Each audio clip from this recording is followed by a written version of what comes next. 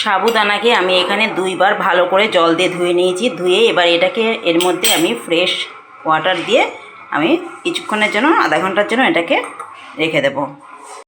সাবুদানাগুলোকে যে ভিজিয়ে রেখেছিলাম সেগুলো বেশ ফুলে দেখুন ডবল হয়ে গেছে। এবার এগুলোকে আমি ফ্রাই প্যানে জল দিয়েছি, 2 কাপ মতো জল দিয়েছি। জলের মধ্যে আমি একটুখানি সেদ্ধ করে নেব। 5 থেকে 7 মিনিট আমি এটাকে বয়েল করে নিচ্ছি। আমার সাবুদানাটা দেখুন বয়েল হয়ে গেছে। এবারে এটাকে আমি এই ছাঁকনির মধ্যে ছেঁকে নিয়ে নেব। এবার ফ্রাই প্যানে আমি কিছুটা দুধ, একটু লিকুইড দুধ গরম করতে দিয়েছি। গরম করে আমি এর সঙ্গে একটু পাউডার মিল্ক অ্যাড করে দিলাম আর একটু কন্ডিশনার মিল্ক দিয়ে দিচ্ছি, তাহলে খেতে খুবই ভালো লাগবে।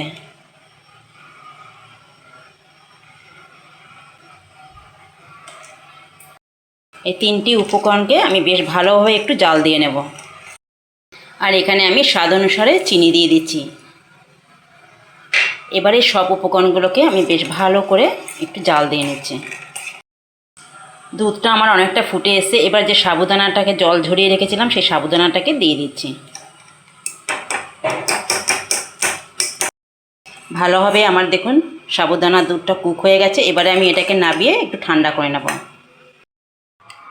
আমার এই ঠান্ডা হয়ে গেছে। এবারে আমি এর সঙ্গে কিছু ফ্রুট অ্যাড করব। এখানে আমি কলা, আপনাদের মন পছন্দ যে কোনো ফ্রুট এখানে নিতে পারেন। এবারে এর সঙ্গে আমি কিছুটা ড্রাই ফ্রুট নিয়েছি, ড্রাই ফ্রুটগুলো এর মধ্যে দিয়ে দিচ্ছি। ভালো করে এবার ফ্রুট আর ড্রাই ফ্রুটগুলোকে ভালো করে মিক্স করে নেব।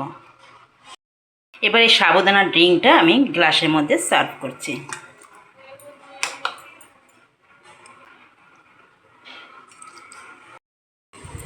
আমার সাবুদানার ড্রিঙ্ক দেখুন রেডি। আপনারা এরকমভাবে একবার ট্রাই করে দেখবেন।